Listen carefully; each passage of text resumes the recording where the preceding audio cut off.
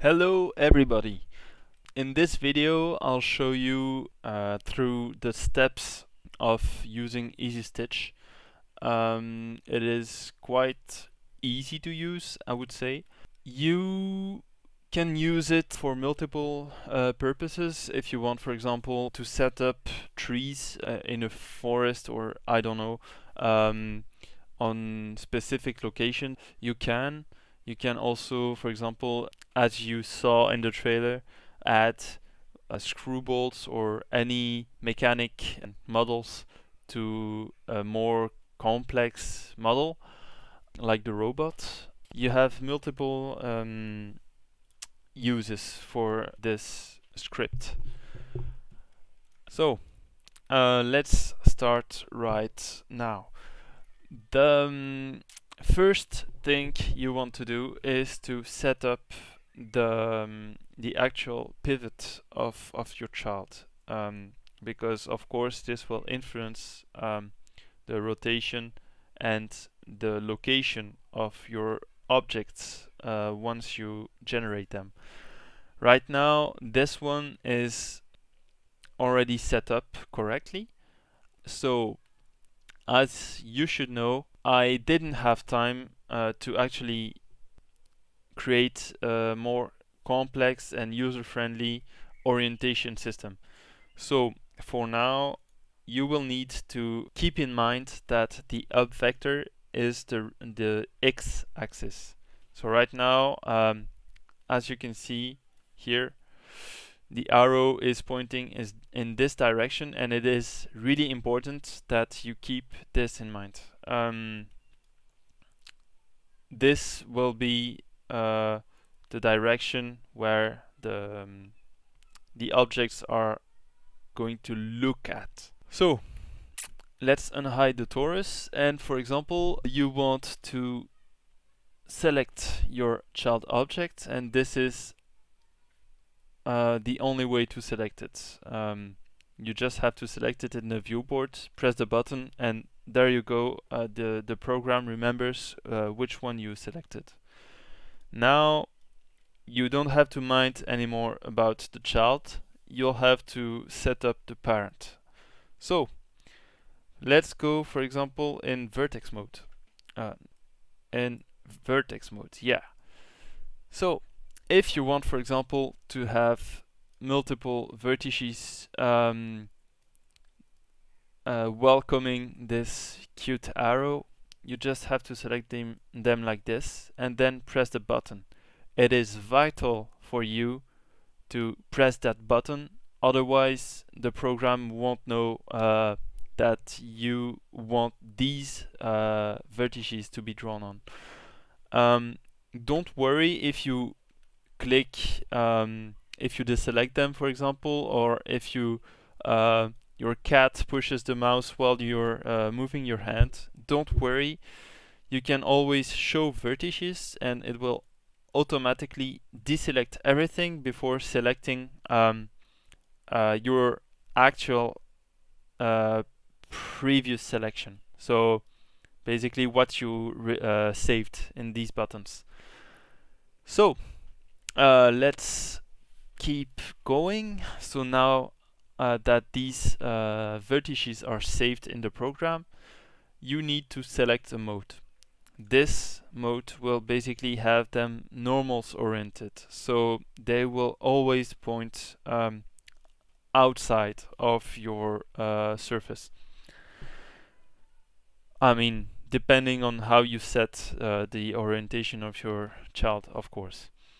The other option is a custom oriented option. This will set all the children to the same exact orientation. First, I'm going to show you the first mode. So this is the result. So pretty easy to understand. Now, if you want to do the other option, and if you want, for example, them to all have the same direction, for example here, the up vector, you want it to be 45, generate. and there you go. They all follow the same exact rotation. So this is, for example, useful if you want to make, let's say, well, the trees that I mentioned before, or if you want to make, for example, a cloud of birds. That's the same exact process. So, for example, here, let's select a bunch of vertices all over the sphere. There you go. Some up, some down. There you go. And now let's keep that to 0, and let's do this rotation to, for example, 78. Generate. Yeah, this error is because I forgot to save the vertices, so you'll always be warned if you forget something. So you save it, you generate it, and there you go, you have your birds. It's that easy. So I'm just going to delete them because we don't need them. Alright, this one as well. Okay, so we have these arrows now. I showed you these features. You can, of course, it's not that hard to understand that it also works the same with edges and with faces, for example. Let's just keep it to multi-mode as it is easier for you to select everything. So for example, one here also.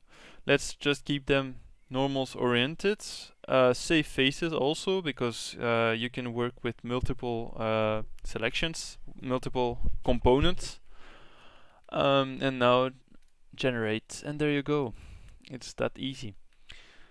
One issue though that needs to be mentioned, as you will probably encounter it, for some reason,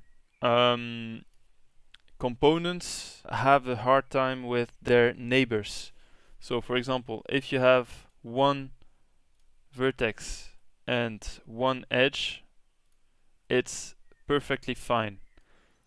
Same with the faces, for example.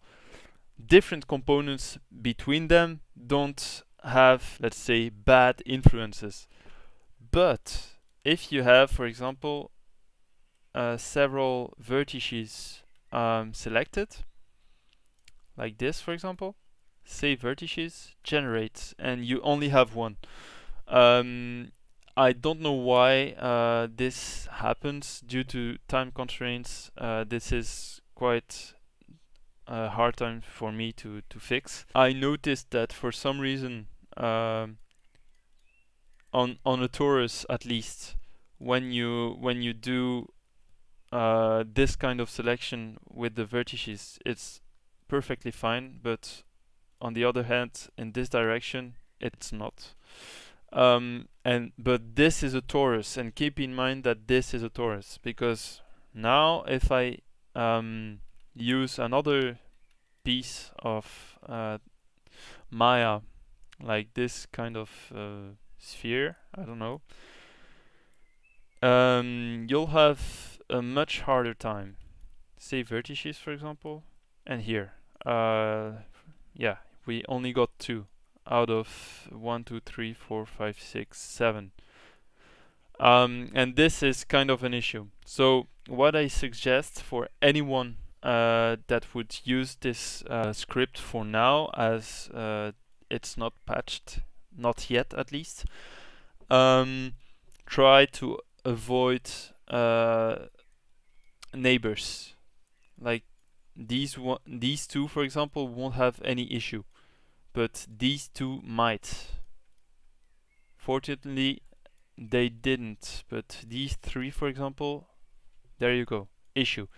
So what I suggest to you guys, if you want to use it, avoid neighbors for now, at least neighbors from the same component type. Vertices that are neighbors could occur issues, but one vertex and one edge that are neighbors will not cause any issues.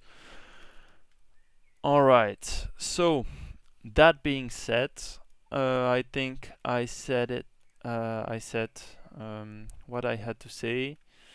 Yeah, there's nothing else to discuss about, so enjoy the script, and if you have any questions, don't hesitate. Bye.